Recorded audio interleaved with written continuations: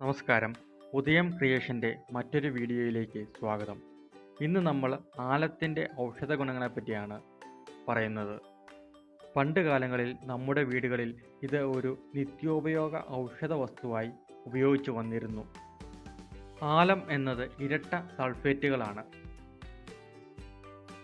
Potassium sulphate, aluminium sulphate ഇവ ചേർന്നതിനെ potash ആലമെന്നും potassium സൾഫേറ്റിന് പകരം sodium sulphate ചേർന്നതിനെ soda ആലമെന്നും വിളിക്കുന്നു.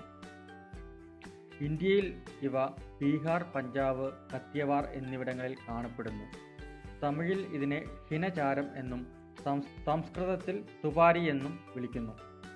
ഇത് വെള്ള, ഇളം നീല, ഇളം പച്ച, ഇളം മഞ്ഞ എന്നീ നിറങ്ങളിൽ കാണപ്പെടുന്നു. ആലത്തിന് ഒരുപാട് ഔഷധ ഗുണങ്ങളുണ്ട്.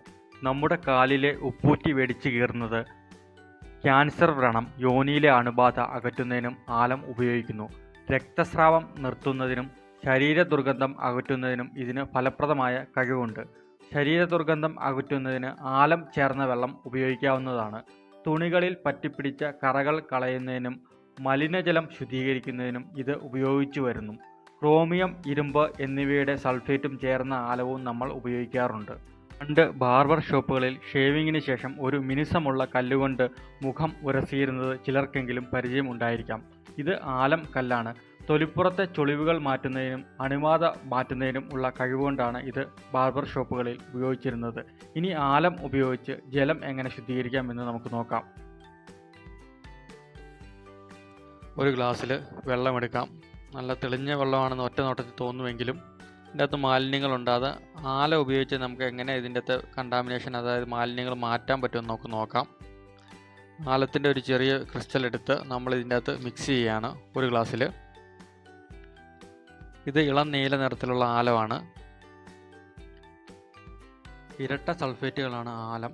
പൊട്ടാസ്യം സൾഫേറ്റ് ചേർന്നത് പൊട്ടാഷ് ആലമെന്നും സോഡിയം സൾഫേറ്റ് ചേർന്നത് സോഡ ആലമെന്നും അറിയപ്പെടുന്നു.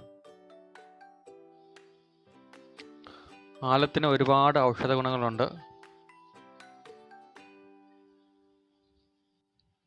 ക്രിസ്റ്റൽ നമുക്ക് പതുക്കെ മിക്സ് ചെയ്ത് കൊടുത്തോണ്ടേ ഇരിക്കും. ഡിപ്പ് ചെയ്യാൻ 2-3 പ്രാവശ്യം.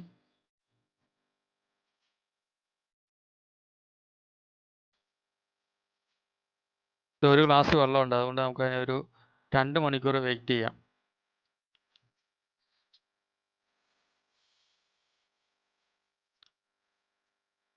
അതിൻ്റെ നിറം വ്യത്യാസം വന്നിട്ടുണ്ട്. പതിയെ അതിലെ മാലിന്യങ്ങൾ താഴോട്ടടിയും. ഇതിൻ്റെ വെള്ളത്തിലുള്ള മാലിന്യങ്ങളെല്ലാം കുറേശ്ശെ ഇതിൻ്റെ താഴെ ഭാഗത്തോട്ട് സെറ്റിൽഡ് ആയിക്കൊണ്ടിരിക്കുകയാണ്. നമുക്ക് നോക്കി അറിയാൻ പറ്റും, ശ്രദ്ധിച്ച് നോക്കി അറിയാൻ പറ്റും.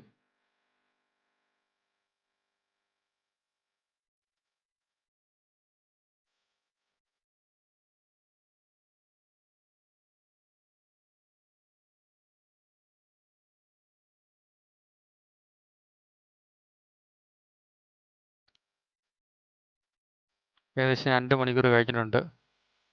ഉണ്ടോ, വെള്ളം അനങ്ങിയോണ്ടാണ് അടിയിൽ കിടന്ന കുറച്ച് അഴുക്ക് ഭാഗം ഇതൊക്കെ പൊങ്ങി ഫ്ലോട്ട് ചെയ്ത് കിടപ്പുണ്ട് മേലിൽ. കണ്ടോ, ഇത്രയും ഒറ്റ നോട്ടത്തിൽ തെളിഞ്ഞ വെള്ളമായിരുന്നു. പക്ഷേ ആലം മിക്സ് ചെയ്ത് കഴിഞ്ഞപ്പോൾ അതിനുള്ള അഴുക്കുകളെല്ലാം ഡെപ്പോസിറ്റ് ആയിട്ടുണ്ട്. ഇത്ര അഴുക്കുള്ള വെള്ളമാണ് നമ്മൾ ഈ തെളിഞ്ഞ വെള്ളമായിട്ട് നമ്മൾ ഉപയോഗിച്ചുകൊണ്ടിരുന്നത്. കണ്ടോ, ഒരുപാട് അഴുക്കുണ്ട് ഇതിൻ്റെ അകത്ത്. ഇത്ര അഴുക്ക് കിടന്ന വെള്ളം നമ്മൾ യൂസ് ചെയ്യാൻ, മുടി ഒഴിയാനൊക്കെ ഉള്ള ചാൻസ് ഒരുപാട് ഉണ്ട്.